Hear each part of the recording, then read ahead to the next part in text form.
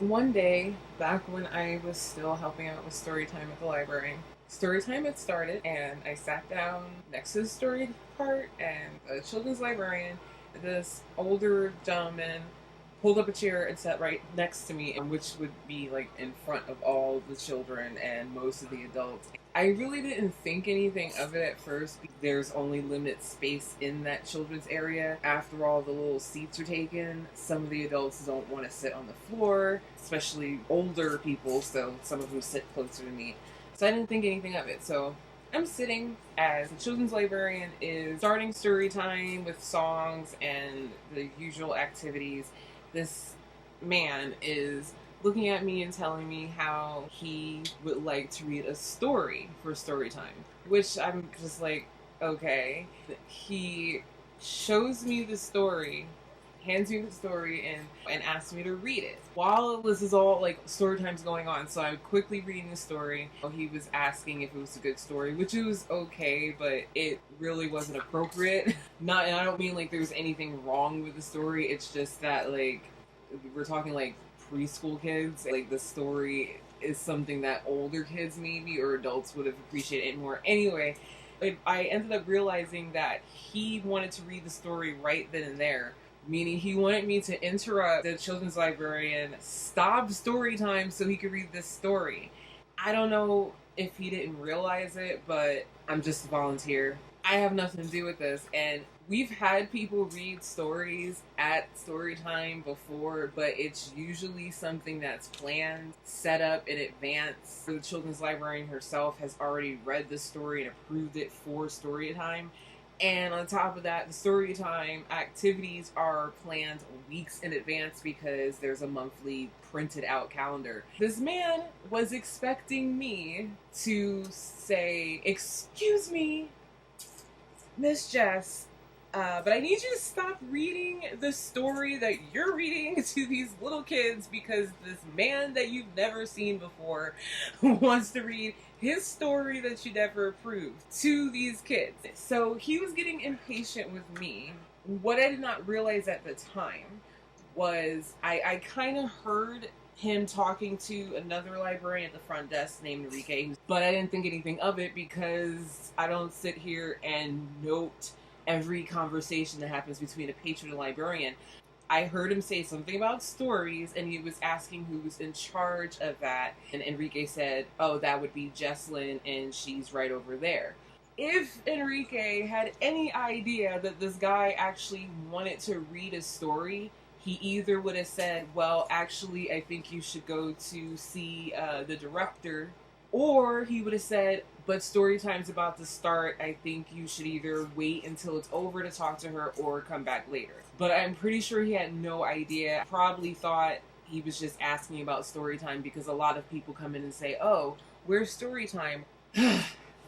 So this man was getting impatient because I'm sitting here and he's waiting for me to interrupt the story time, which of course I'm not going to do. So I thought, okay, well, maybe I could have you talk to the director, but the director's also busy. I put the story on her desk, but she was busy. After waiting and waiting and waiting, which I tried to explain to him that I can't interrupt the program that's going on, he got really angry. He kept bothering me like through the whole thing, through the craft activity, bothering me. Mind you, I'm not an employee. I do not work for the county. I'm not a librarian. I am a volunteer. He didn't talk to any of the librarians. He did not walk into the director's office. He did not go to the children's library and say, "Excuse me, ma'am." He kept bothering me. Jess, the children's librarian, she had no idea what was going on. She just knew that there was this man that she never saw before that kept bothering me. And at one point she was getting frustrated and she said, "Joy, hey, I need you over here because I'm supposed to be helping with the crafts and everything." I think she did that more for his benefit than for me because of the fact that he kept bothering me. At a certain point, towards the end of the arts and crafts section, he got very fed up. He said, "You know what? If you guys don't have any time for me, I don't have time for you," which in reality, that wasn't the case. He, instead of asking how things work in the library or asked to speak to the director. He came in the middle of a program and expected someone to stop the program for him. So it had nothing to do with we didn't have time for him. But this guy took it as I was seriously disrespecting him, and most people usually think I'm younger than I am. So he's just looking at this young punk that doesn't know who he is, doesn't have any respect. He proceeds to take his hand, slap it on the back of my neck, and by my neck, push me, actually shove me behind the front desk, and makes Enrique look him up on Wikipedia. Meanwhile, these two patrons that are waiting for something, they looked horrified. Their eyes got like big as saucers because all they see is some man pushing me around. He was showing me how famous and well known he is. A Native American. I'm not going to mention his name, obviously. He's well known in his tribe. He was showing me all these pictures of him meeting the Pope and all these things. Basically this do you know who I am attitude. Now I'm already pretty much shut down because I already have some issues. I have anxiety issues among other things, and some strange man slapping me in the back of my neck and shoving me. My body already was like shut down. And I'm looking at him and I'm like, sir, I don't work here. And he was like, no, that's not the point. And he was just saying I'm well known in the community and I came here thinking I could do this, but if nobody wants to help me, then I'll blah, blah, blah, blah. And once again, it had nothing to do with me not wanting to help him. It wasn't my decision. Even if I was an employee, even if I was another librarian, I would have still been in the wrong to do something like that. You don't make decisions like that. He just did not see that the library runs a certain way. Even if he would have came a half hour, an hour earlier to talk to the children's librarian, she still would have said, not today, because she already has her program laid out. It would have been a situation where she would have had to schedule, they would schedule him for a special day. She probably would have read over the story and said, this is not quite right. Because besides the fact that it wouldn't have fit whatever theme it was that day, because story time has a theme,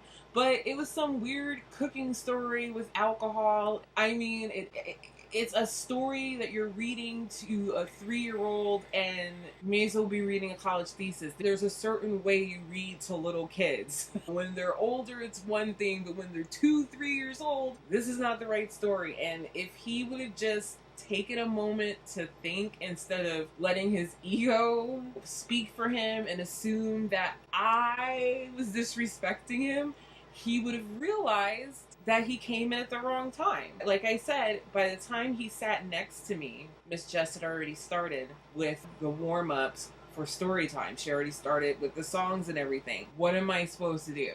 Like, really think about that. Excuse me, there's somebody that wants to talk to you right in the middle of story time in front of all these kids. Let me just interrupt everything. I didn't know how to explain to him, like, this isn't the right time. And I just can't believe, like, after all these months, I still can't believe that not only did he assume that I, a person who doesn't even work at the library and was supposed to stop everything so he could read a story that wasn't even approved, but that he assumed I was disrespecting him and actually put his hands on me and pushed me. At a certain point, Jess had came over. And she's like, Joy, what's going on? I need you over here. Because once again, he took me away from the storytime area for his issues. I was like, that guy? And I told her what happened. And she said, Enrique, did he do that? And he said, he put his hands on her, yes. And the reason why he answered that way was because his back was facing us when he did that. So he can't just sit up there and say, yeah, I saw every little thing. He might have saw something as peripheral, and that's why he didn't say, yeah, he shoved her. But she flew out of that building and basically told him, don't you ever put your hands on any of our people. You're not welcome here. It took, I don't know, like an hour for me to stop shaking. Like my whole body had flushed from this stranger. It didn't matter if it was a man, some stranger putting their hands on me and pushing me like I'm nothing in front of people. It took like an hour. The funny part was, like, maybe a half hour after this happened, my boyfriend came in and he could see me. I'm all like jittery and like twitchy. Trying to calm down, and I told him what happened, and he's just like, where was I when this happened? All the stuff happens when I'm not here, which is true. All the stuff happens to him when I'm not around, and all the stuff happens to me when he's not around. But honestly, I've never really had any serious problems at that library as far as butting heads with patrons. There are jerky people that come to the library. I mean, it's a public place, but that was the first time that something like that has ever happened, and it's like, I don't even work here, dude. And so I know that really had nothing to do with reading, but I just wanted to share that story. It happened back in March. Let's see, I finished reading How to Find Love in a Bookshop. It's not the type of book that I would normally be drawn to because it's a romance, kind of romancy, and it would be considered chick lit. I think I requested this digital gallery because it had bookshop in the title. I actually enjoyed it despite the fact that it's not really my type of book. I think it was really sweet. I thought it was charming. I liked the majority of the characters and found myself rooting for them. I mean, I wasn't blown away by it, but I thought it was enjoyable. How to Find Love in a Bookshop came out today, August 15th. So will How to Behave in a Crowd, which I'm still reading. And all I can say is it's very strange, and even right now, I don't know how I feel about it, so we'll see. I realize that I might be able to try to read some of that Teenage Dragon book. We'll see before I read Reincarnation Blues. Well, because I have no form of self-control, I have other books that I'm going to be reading in between my arcs. I grabbed this thing from the library, from the news section. My favorite thing is monsters, and the reason why I grabbed it is because it's graphic novel, graphic memoir. I like to read this in between books, or in between, like, or after two books, because it keeps you from getting burnt out. Because obviously I read books one after another. I don't read as fast as some people, but I do read one after another. I also grabbed a book called Narrow River Wide Sky, which is a memoir. I mainly grabbed it, one, because it looks like it's pretty short, and also because I do like memoirs, so I grabbed that. And this one, I feel like I should be ashamed. I had went to the dollar store with no intention to buy any books. We just needed to pick up a couple things, and for some reason, when I opened the door to the dollar store, there is a book display right there in the front.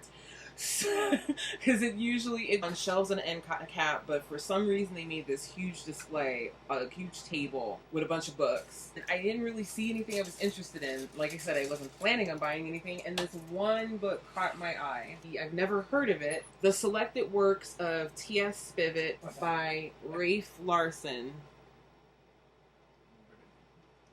And the reason why I picked it up is when I saw the cover, I said, I have a feeling it has funky stuff on the inside. And I was right. That's all I needed, and I picked it up for $1. There's one other thing. I'm still trying to get the hang of it, but I downloaded this app called Litzy, and it's a mobile-only app. So it's not even like Instagram where you can at least access anything on the computer. It's mobile only. It's a book community basically, and if you wanted to follow me, my username is Joya Zambia, and there's no spaces in that. I don't see how anybody else in the world would have that username, so it's probably me. But you're more than welcome to follow me. I only have a beginning lit fluence score of 49. It starts at 42, and I'm following like 31 people. And right now I have 11 followers. I'm still trying to get the hang of it, but I think it's pretty cool. So that's it. I hope you enjoyed that horrific story. So hopefully I will see you soon in about a week, I'm hoping. But until then, have a wonderful week and happy reading.